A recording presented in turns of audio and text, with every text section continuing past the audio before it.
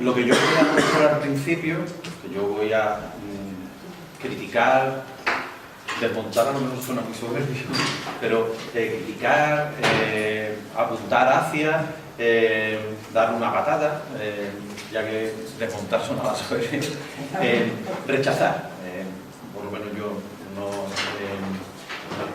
esta tricotomía de lengua, dialecto-habla que se usa precisamente en el ámbito, en el área de conocimiento al que yo pertenezco. Así se me ha educado académicamente, mostrar por qué se dice, es decir, por qué las personas que dicen lo que dicen y qué lógica atraviesa. Aquí ya hay una cierta novedad porque es el análisis desde el que estamos, el análisis que estamos realizando, desde el que estamos abordando esta cuestión, para finalmente abogar por unas herramientas de liberación, que las he llamado así, se puede llamar de la manera que ustedes propongan si quieren, pero no son las del amo. Estoy teniendo en cuenta una frase de Adrian Locke, que es la de las herramientas del amo, herramientas conceptuales en este caso, nunca destruirán la casa del amo.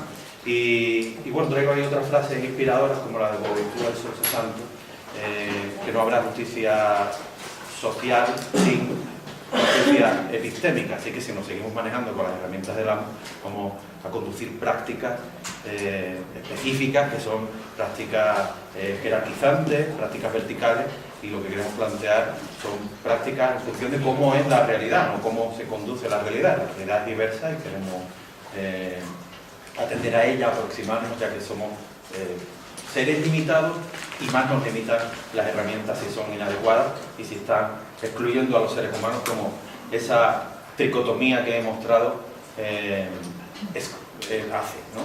Excluyendo. Manuel Álvarez, un filólogo, que preguntado por si el Canal Sur tenían que, como he dicho antes, voy a presentar cosas que no son nuevas, que ustedes ya lo habrán leído en algún sitio, alguna persona, ¿no? Bueno, Manuel Alvar, preguntado si en Canal Sur había que hablar en andaluz o había que hablar en castellano. Resulta que se dan las noticias en castellano, son Canal Sur, pero le preguntaron por Canal Sur. Él dijo que era una estupidez supina plantear que las noticias en Canal Sur se dieran en, como dice ahí, ¿no? El sandez supina, se dieran en andaluz y que reflejaba un espíritu pueblerino. Y además decía, no lo he puesto ahí, pero decía en qué andaluz, en el de Ayamonte o en el de Elegir. ¿Y por qué no?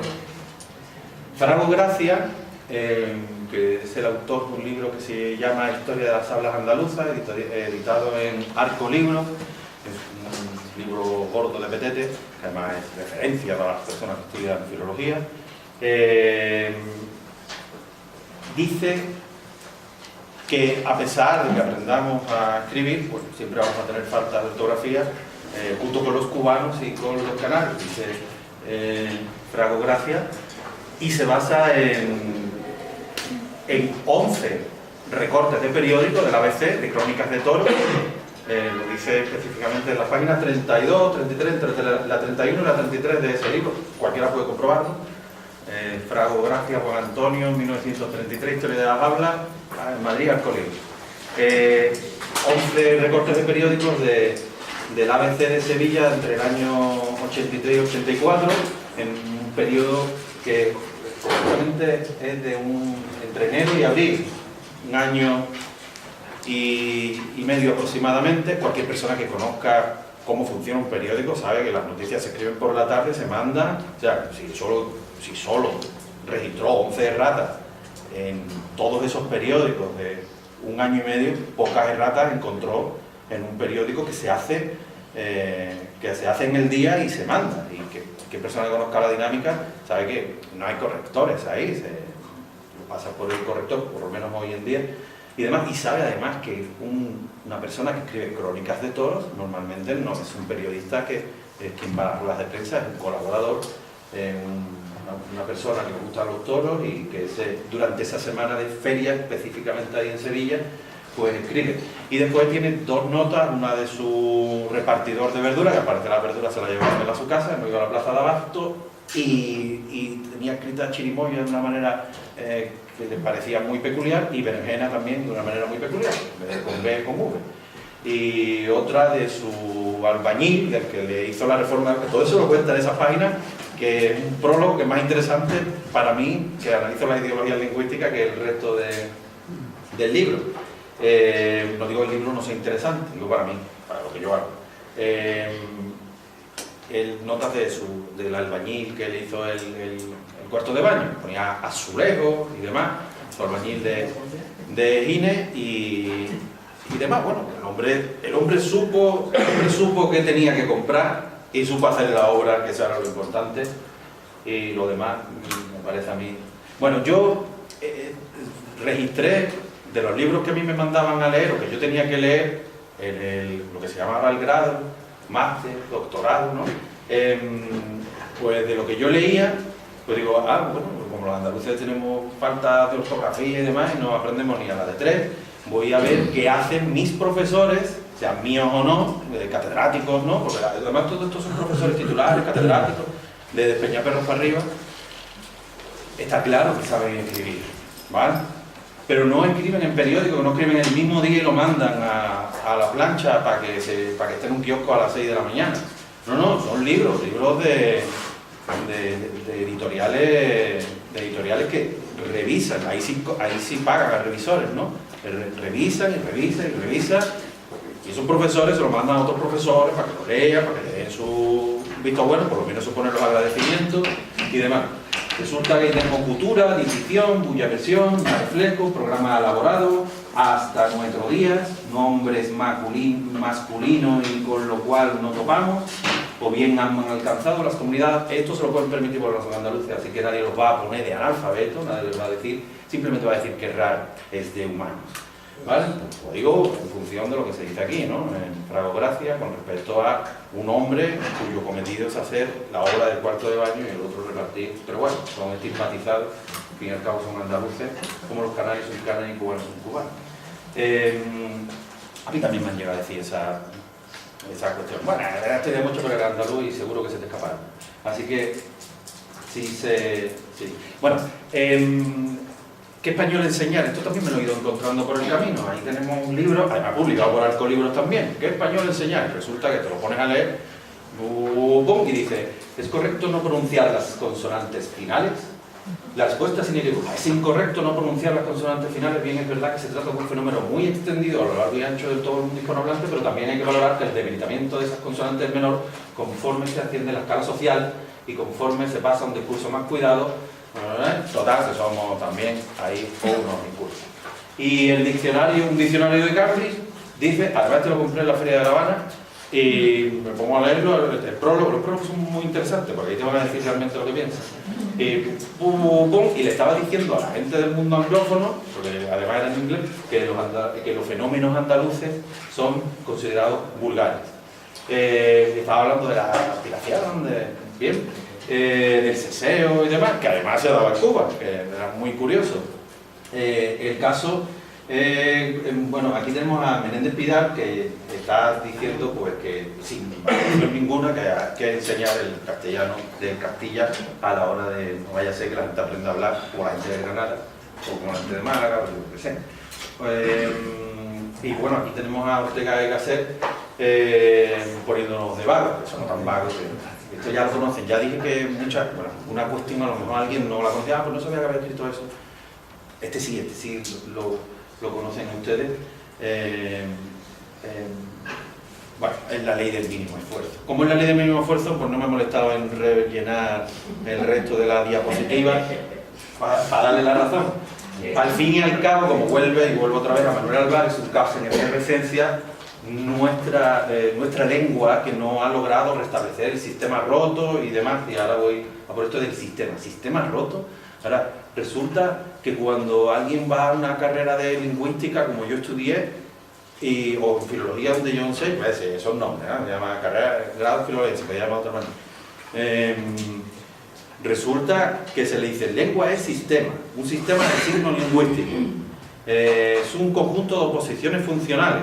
De tal modo que si alguien me viene y me dice autobús, el autobús va a ir a Hermosía, en Málaga, ¿no? ¿El autobús va a ir a Hermosía? Sí, aquí se coge. Pues yo lo entiendo, porque no está en oposición funcional con autobús, y etc. La valoración sociológica, racista, clasista, etcétera, de quien diga, ¡ah, qué mal habla!, no sé qué, y lo que desplace, eso es otra cuestión que no tiene nada que ver con precisamente esta cuestión que están poniendo sobre la mesa estos lingüistas, con Kosheriu, Saussure, etcétera, etcétera, etcétera. No se trata de dar una clase de lingüística. Conjunto de oposiciones funcionales, eso es lengua. Resulta que nosotros no llegamos ni a eso. Sistema roto. Tenemos el sistema roto porque somos un caos en nuestra percepción. ¿De dónde viene esto? Cuando yo dije, voy a mostrar el qué y en qué se apoya. Bueno, pues haciendo una arqueología del saber, yendo hacia atrás, vemos que Menéndez Pidal escribe quejándose desde la península ibérica hacia América que los doctos, y ahí tienen ustedes una jerarquización, los doctos frente al resto, los doctos, hasta ellos, le hemos enseñado a hablar y ellos están traicionando el idioma, viene realmente a decir, hasta los doctos empobrecen la lengua común, dice, nuestra lengua, y demás. Y parece que hablan jerigonza de negro. Aquí lo que hay es una jerarquización, empezaba yo diciendo, lengua, dialecto habla, y falta esa última jerarquización ontológica de Menéndez Pidal, que es jerigonza de negro. Ya es la nada. Esto le hemos visto la correlación con un naturalista francés del siglo anterior, cuyo libro se publica en España en 1834, se hace la traducción. Legret, no lo he puesto ahí porque se me ha olvidado, diría errares de humanos, bueno, que soy andaluz, no he errado, es que he sido un vago y no lo he puesto. Él Legret, el conde de Buffon, un siglo antes había escrito que el ser superior es el blanco, el amarillo es inferior y el negro es más inferior todavía, así una taxonomía del ser humano que vemos reproducida después en el siglo XIX y en todas estas jerarquizaciones que Calvet, y esto tampoco es nuevo, no sé si está aquí, no está aquí, que Calvet, Louis Jean Calvet ya había correlacionado. En el siglo XVIII, lengua se asimila a una creación que es a un invento ontológico, terminológico, de civilizado para quien está en Francia, la metrópoli, y no cualquier persona que esté en Francia. Lengua para el civilizado, dialecto para las colonias, y el patuá, el habla para incluso los colonizados de la colonización interna del propio Estado francés. Resulta que en estas universidades, en esta es la que enseñamos, joder, cómo me complico la vida, que hay que ganarse el pan. Bueno, aquí estamos para, si no nos dedicamos, no pasa nada, nos vamos a otro lado, si no les gusta y que hablemos de estas cosas, pero hay que criticar desde el lugar, ¿no? Y decirlo a la cara. En estas universidades, en la de Granada, en la de Málaga, en la de Huelva, en las universidades andaluzas, precisamente tenemos una asignatura de los grados que se llama Hablas Andaluzas. Enseñamos lengua y ya la última, cuando ya están súper ideologizados con el asunto, lengua, dialecto, a pesar que desde la lingüística estamos diciendo que dialecto es un concepto social, lengua es un concepto técnico, lo que hay son variedades lingüísticas y no independencia de algo ahí raro que está ahí en las alturas, de manera abstracta, y que todos están en dependencia de ellos, por mucho que se construyan conceptualizaciones como modalidad lingüística y demás, que están conduciendo pensamientos, el modo en el que se habla español y demás. Lo que tenemos realmente es un continuum de variedades con transiciones más o menos bruscas y demás, pero bueno, como son 45 minutos, estoy en plan micro machine, así que tiene que quedar claro que son auténticos, porque es que estoy yendo todo lo rápido posible para poder mostrar una cosa que nunca he mostrado en otro lugar, porque unas cosas sí las he hablado y es el resultado breve, ¿no?, de una etnografía realizada.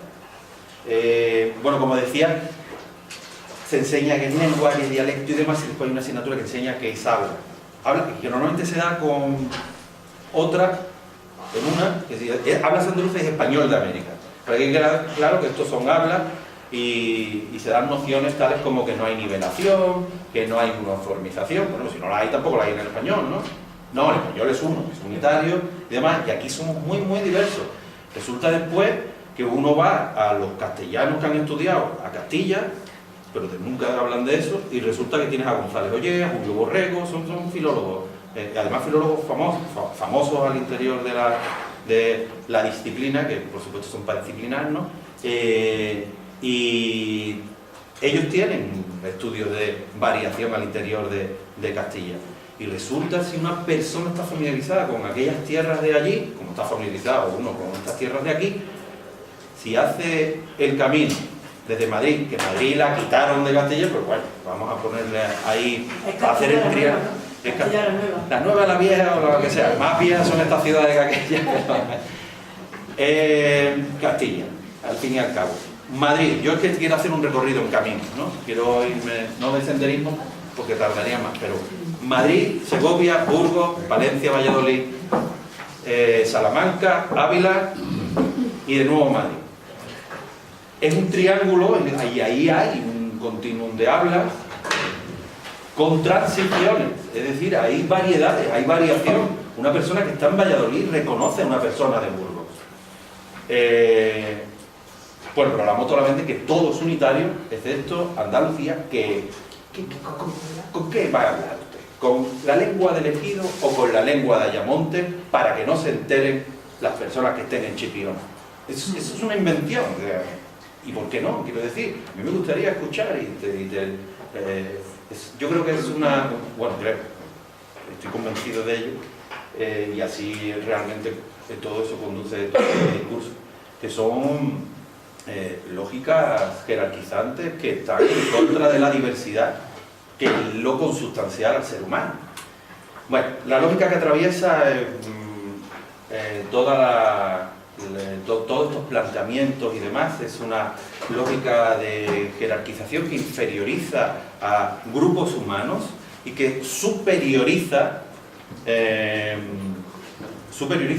desde la superiorización que se da otro grupo humano a partir de varios marcadores que están imbricados entre sí y haciendo pasar los intereses particulares de un grupo por intereses generales. En todo esto está el racismo planteado desde Fanon, que analiza Ramón Grossfogel, está Gramsci, con la hegemonía de Gramsci. Bueno, se usan, como digo, varios medios. Esos medios son los medios de comunicación, la escuela, las herramientas epistémicas que se ponen sobre la mesa. En esa teoría del saber he rastreado hasta los 4 genocidios y epistemicidios constitutivos de la modernidad. Y bueno, al final la construcción que estamos viendo es como los capitales simbólicos de un grupo se construyen, se hacen pasar por desespacializados, eso me pasa, y frente a otros que se hacen pasar por espacializados, por marcados, con acento, y otros, los desespacializados, como neutros. En todos los sentidos, su cultura es neutra, sus formas son neutras en todos los sentidos, incluido lo lingüístico, es neutro. Eso no existe, es una construcción, pero es un proceso de construcción. Bueno, yo para llegar a esta dicotomía de esa espacialización-espacialidad me basaba en la híbrida 2.0 de Santiago Castro Gómez. Me he basado para aplicarla en la sociolingüística crítica que hacemos. Y al igual que otro, que no lo he puesto aquí, que viene después en otra diapositiva, pero ya lo adelanto, que es el privilegio social, para no seguir hablando de algo que habla el área de conocimiento al que yo pertenezco, que es el del prestigio. Esto tiene más prestigio que esto. No, esto está más privilegiado que esto. Y eso lo desarrolló a partir de los feminismos negros norteamericanos, Crenshaw, Patricia Lincoln y demás, y sobre todo teniendo en cuenta también la pregunta de Sergio Netras de ¿acaso no soy una mujer? Esa pregunta es fundamental. ¿Y acaso no somos seres humanos? Haciendo la traducción. La traducción no lingüística, sino la traducción a este área de conocimiento, incluida esa, la de ¿acaso no soy una mujer? Pues, en vez de estar pensando con esa categoría weberiana de prestigio, pues vamos a empezar a pensar con esa categoría de privilegio. Esto está más privilegiado que esto. De todas formas, en el ámbito en el que yo vengo, en filología no hay ninguna asignatura que se dé eso de sociología. Antropología hay una que es antropología lingüística y depende de qué universidad. La de Cádiz, en el grado de lingüística, que es lo que yo estudié, sí, ahí hay una asignatura. Pero al fin y al cabo los estudios lingüísticos no tienen mucho conocimiento sobre sociología, y menos con pensamiento crítico, sobre antropología y demás. Da las categorías por aceptadas. Así que sí es necesario que hagamos al interior de los estudios lingüísticos una arqueología hacia atrás. Está Ali Quintoy con las herramientas epistémicas con las que nos estamos manejando. Bueno, hay herramientas problemáticas que son, voy a mirar ahora, que son lengua, comunidad de hablantes, nivelación, uniformidad, que ya he apuntado hacia ella. Comunidad de hablantes está siendo criticada por un sector de la sociolingüística crítica, crítica entendida como, bueno, vamos a, esta es la realidad y la estoy mirando desde aquí, voy a mirarla desde allí, a qué tal veo la cosa. Pasarle el cepillo a la historia con un trapero, ¿no? Comunidad de hablantes está siendo criticada, además lo rechazan totalmente, comunidad lingüística, de hablantes, de hablar, de habla, etc. Jan Blumer y Ben Rampton, que son dos sociolingüistas actuales, no todos los sociolingüistas están de acuerdo, bueno, no todos, con todo lo que estoy diciendo, la mayor parte a lo mejor no estaría ni de acuerdo.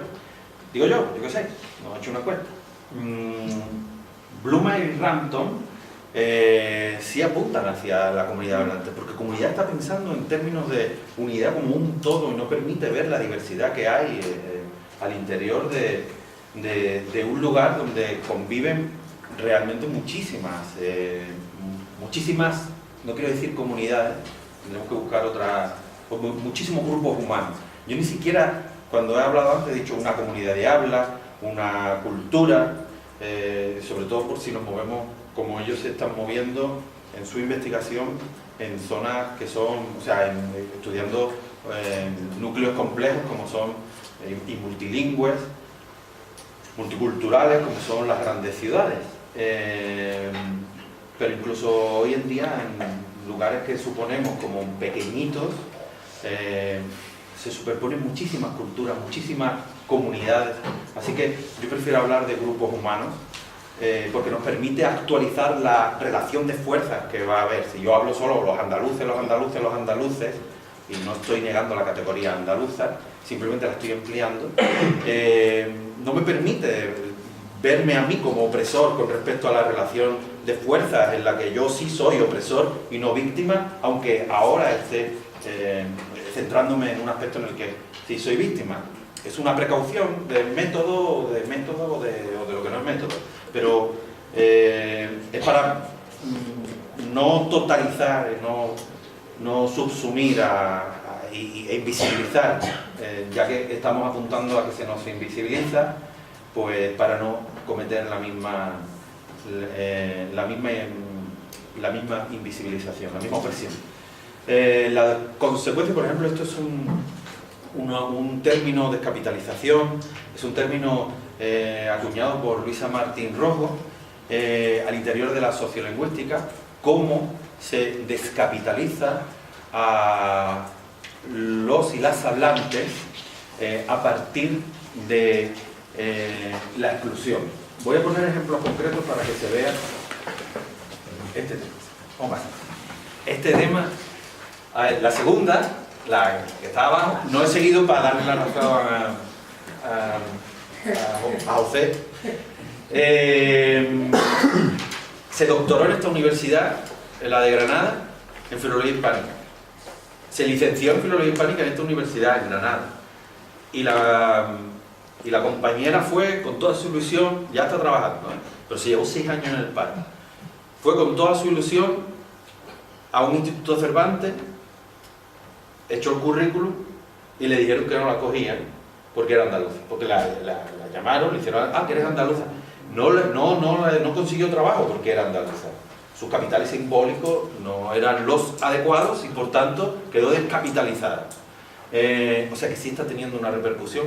Aquí nos estamos centrando en esta, que es además muy explícita, pero lo interesante es verla también las implícitas. Y aquella es una profesora que como se conoce el PERCA, normalmente no suele hablar con los demás.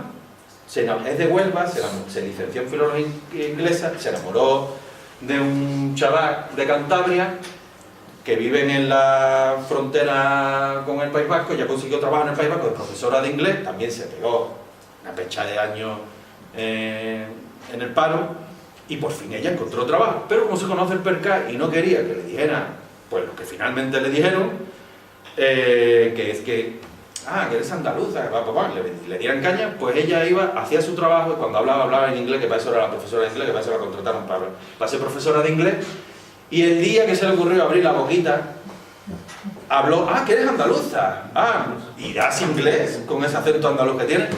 Bien.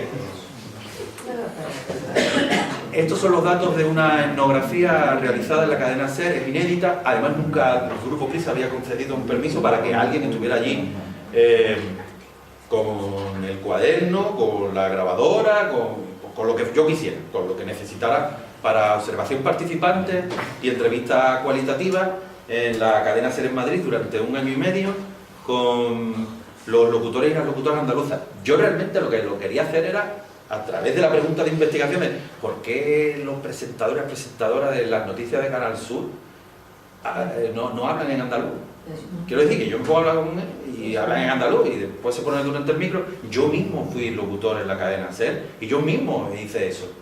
Así que la pregunta ya venía hasta que me di cuenta, quiero decir, estoy dentro del sistema, me atraviesa, estoy dentro de él, nunca se está en un vacío social, ¿no? Entonces, eso me permitió conocer un poco también cómo y anticipar, pero por lo menos imaginarla, ¿no? Estructura, la entrevista semiestructurada y demás, que la metodología, ¿no? Bueno, aquí mis socias y mis socios epistémicos, cuestión que aprendí aquí en esta universidad hace mucho, en vez de llamarles informantes, socias y socios epistémicos. Fue en mayo, ¿no? Del año pasado. Pues sí, me aportaron muchísimas cosas. Bueno, allí, este es Juan Ochoa. Bueno, esto no sé si se ve de allí, pero bueno, ustedes se lo creen, ¿no? Juan Ochoa es el que pone la voz al animador de Carrusel Deportivo. Estos programas que yo estaba aquí era Hoy por Hoy, Carrusel Deportivo, Hora 14, los boletines horarios y demás, con los andaluces. Yo lo quería hacer en Canal Sur, pero Canal Sur nunca me dio el permiso. Fue más fácil hablar con el director general de la SER, de todas las emisoras del Grupo Prisa, desde mi correíto de la universidad, porque de Gmail no me echaban cuenta, pues sí, el poder, ¿no? El poder. Yo soy el mismo, pero desde mi correíto de la universidad me echaron cuenta y desde el otro no. Y Canal Sur no me echó cuenta. Bien.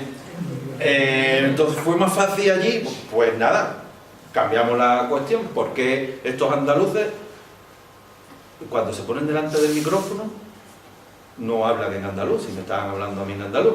Este es de San Fernando de Cádiz, y él viene a decir que sí, que es una traición realmente. Él habla en términos de traición, se ve así, pero dice, al final todos tienen que comer, dice, ¿no? Y si lo hace así, ¿hasta qué punto tú estás ahí, no?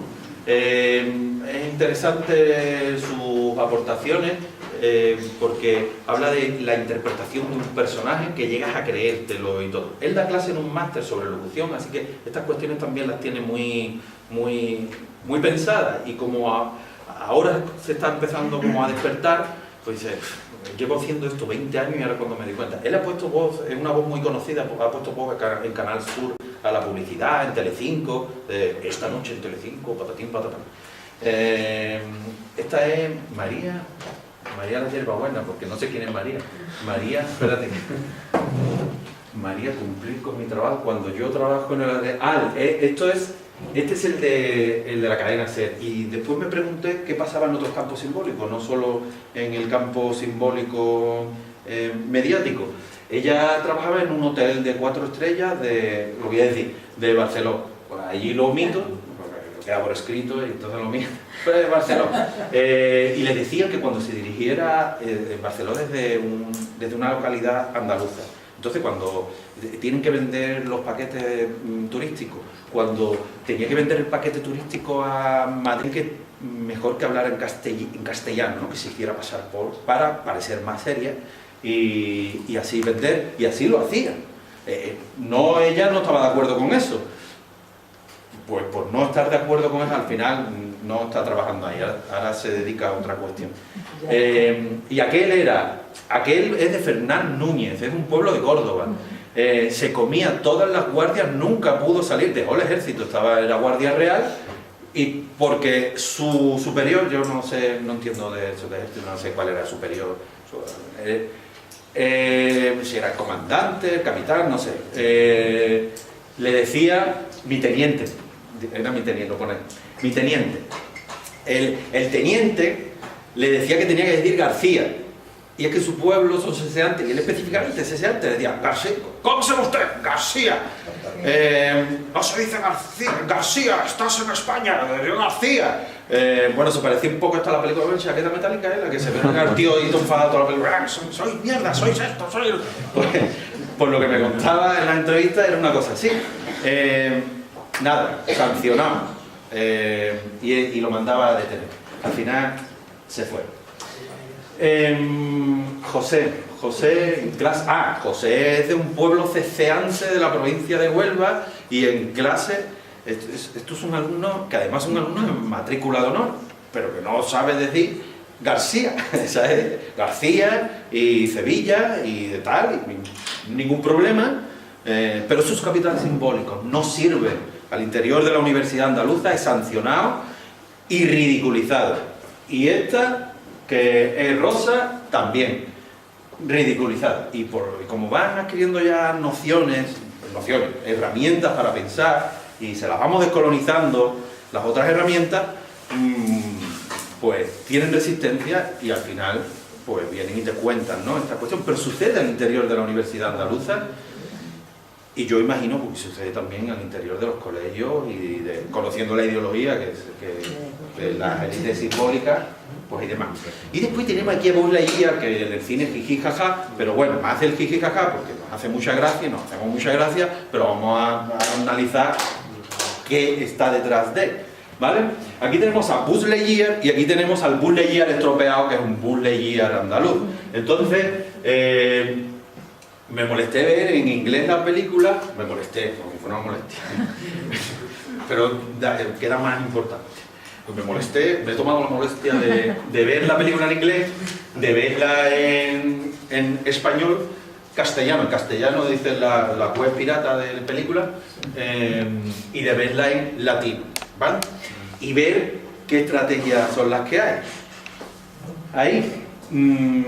Aquí realmente la película es norteamericana, y su otredad es todo lo latino, que a ellos los latinos para ellos, el español, cubano, mexicano, para todo el mundo igual, desde esa otredad, porque realmente no está hablando geográficamente si lo tienen allí, y queda ridiculizado, es averiado, se está conduciendo una ideología muy específica, y cuando vuelve en sí, cuando logran, cuando se le cae un televisor al muñeco y ya le da el golpe a la cabeza, que vuelve así, que deja de ser manipulado, se averió porque lo manipularon, y después, ¡pum! ¡Oh, has vuelto! Sí, he vuelto, ¿vale? ¿De dónde he vuelto? Del infinito y más allá, ¿vale? Dicen en la película, pero llevan todo el tiempo haciendo el andaluz, el español aquí, ¿vale? Aquí es el español, aquí es el andaluz, lo normal es el castellano, lo averiado es andaluz. Y aquí, claro, aquí tienen que jugar con la cuestión de que si hace así, pues mira, no es argentino, no es tal. Allí sí tienen que jugar con que es español, pero es que el español allí tiene una situación de privilegio. Así que el efecto que provoca allí no es el efecto, la ideología que está conduciendo aquí. La ideología que conduce aquí es una ideología de blanco anglosajón, a través de la lengua, de la cultura, etc. Blanco anglosajón normal, neutro. Y la otredad, lo marcado, lo averiado, es lo latino. Y aquí lo andaluz. Así que somos una averiada. Estos son herramientas para la liberación, privilegio social. Estoy a punto de clavarla, porque estoy en 40 minutos. Esto en mí es insólito. Privilegio social, diversidad frente a prestigio, diversidad frente a nivelación. No entiendo el miedo, bueno, entiendo, sí lo entiendo porque además sé de dónde vivo, el miedo que hay a la diversidad.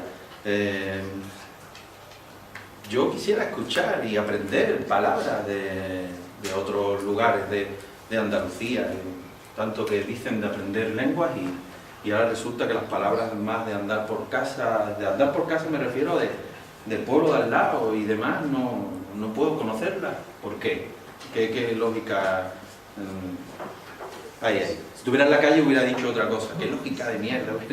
¿No? Si estuviera en la calle, no aquí. Está en la universidad. Grupos humanos, capitales lingüísticos, hegemonía, descapitalización, ideologías lingüísticas. Trabajo en el ámbito de la ideología lingüística con este área de conocimiento de la antropología lingüística norteamericana, con Sylvester Goulart y ellos, ellas específicamente, Judy Irving y Susan Gould, cuando hablan y describen los procesos de ideologización,